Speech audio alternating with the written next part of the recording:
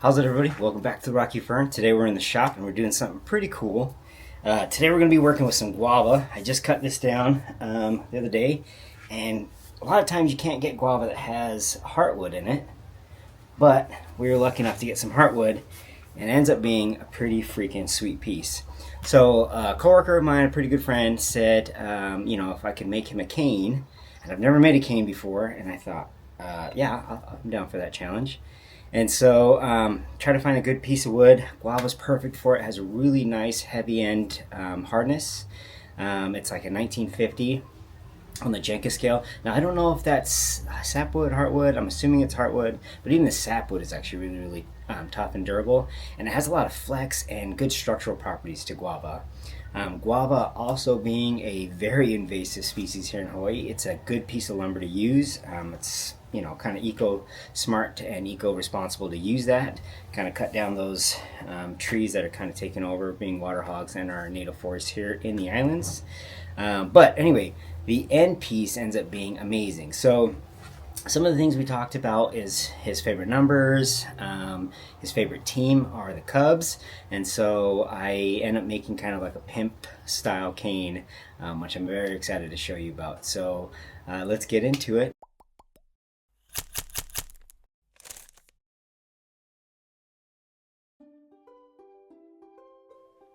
Hi guys, welcome to the shop. This is a converted outdoor garage shop, and it has a lot of pros and cons. I mean, obviously the mosquitoes can get kind of bad, and we get sideways rain, so I got to cover everything up. And all my tools, doesn't matter where they are, they're going to get rusty. So, I've tried to do a couple tips and tricks here to preserve my tools, but they do get rusty quite easily. So you saw that I trued it up, I turned a tenon, I flipped it around, I'm going to true up the other end. Guava is such a wonderful piece of wood to work with. Ecologically, it's a disaster. It's really horrible for the islands. It's a water hog. We have several species and none of them are native. A lot of people associate guava with being native to the islands, but even the normal big size guava, that the yellow skin pink flesh variety, the smaller varieties that we call Guava here, the pineapple, the lemon, and the strawberry, they're not native, and so they can choke out native plants, and they create these big giant fences, and they're a nightmare ecologically. But woodworking wise, they're amazing. They have high tensile strength. They make really, really good candidates for canes or for fence posts, for a lot of things. Flooring, I'm sure, would be great. Right now, as I work through this piece, you're having this dialogue with the wood, with the piece. I love woodworking because it's such a tactile experience. You're always constantly being updated on where you are with the piece by feel, and I really enjoy that. Mainly because, I don't think there's a lot of professions nowadays where it is tactile in nature, and you really have to get that feedback. I work retail, and it's it's definitely more a mental game than a physical one. And here you have that nice dance between physical and mental attributes. So we're getting it turned down. I was very pleasantly surprised with how dense this piece was, with the feel of it.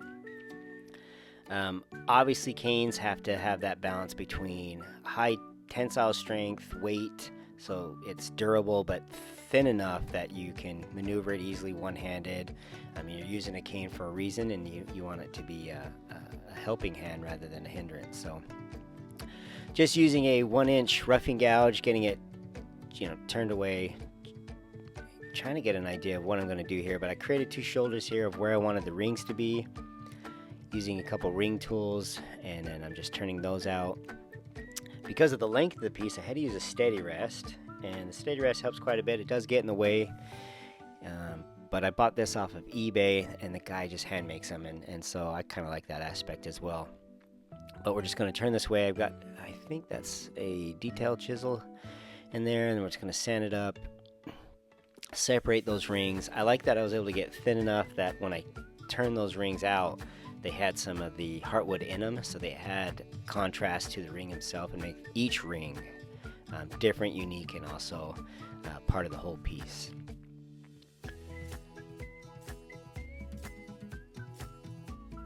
I don't know if you guys can tell in the back, but because we get those trade winds, we get these big gusts of wind, so that tarp acts as a nice nice barrier there from the wind and the rain.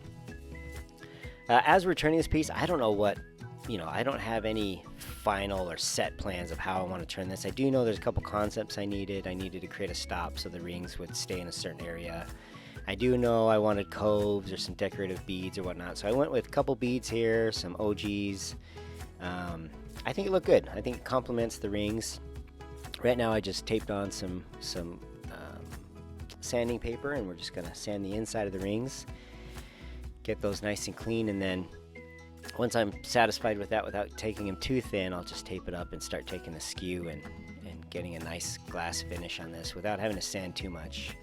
The skew is one of those tools that every woodworker wants to be a pro at, and we work really hard to become, somewhat proficient at using it. But I definitely have a long way to go using the skew, and I love working with it, but it definitely shows my skill set is lacking with the skew. So anyway, we're gonna get cleaned up, switch sides here. You can start to see that contrast of the heartwood versus the sapwood. Honestly guys, I love the difference here.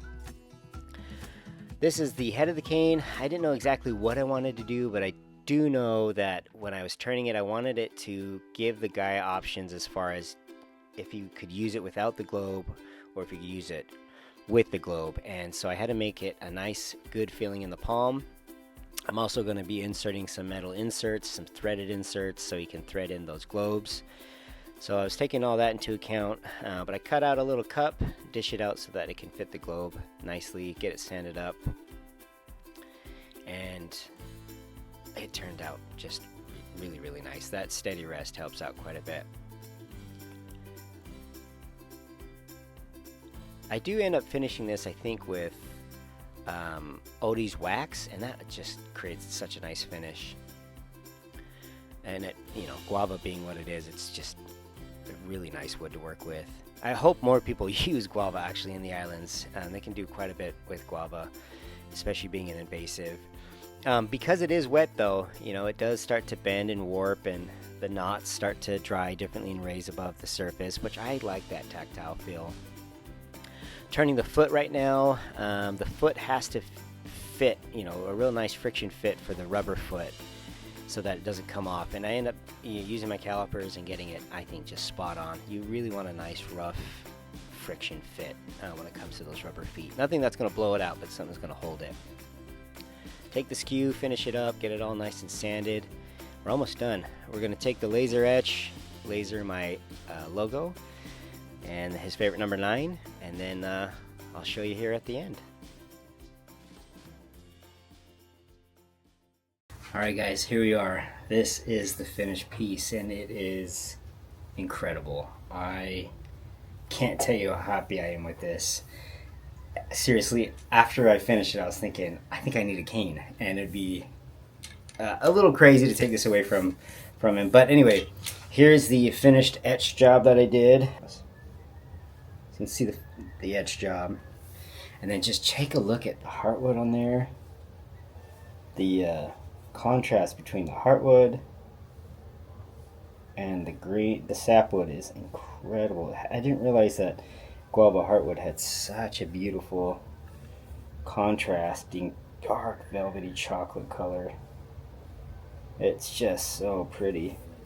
We'll take a look at kind of this little ring display here. A little bit of a cove, some OGs to it. The rings are kind of cool.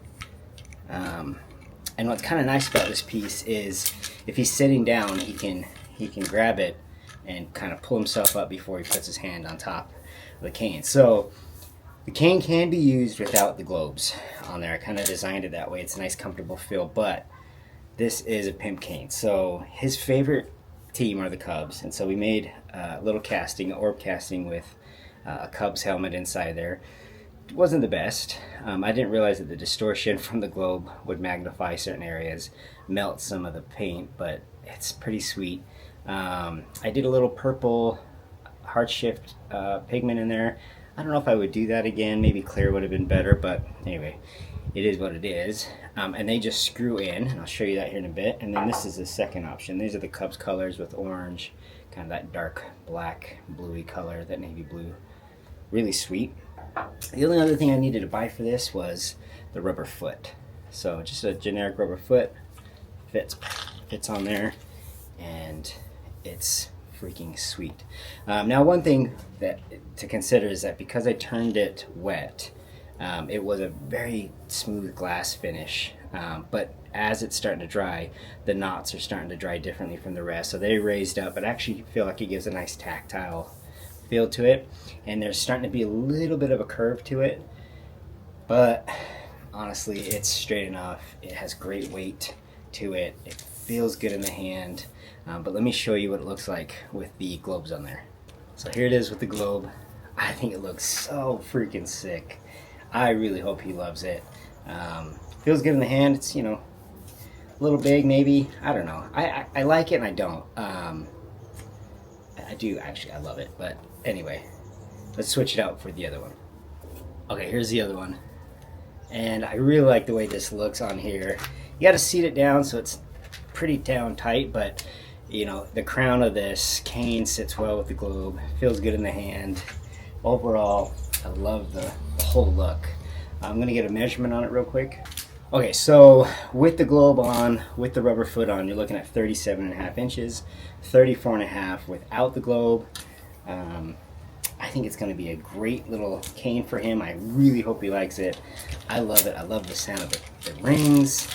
Cool, fun project, and I have definitely a lot more guava wood to use. So if anyone's interested, let me know. Hit me up, and I can definitely make you a cane. I loved the experience. It was very, very cool. So until next time, we'll see you on the next adventure.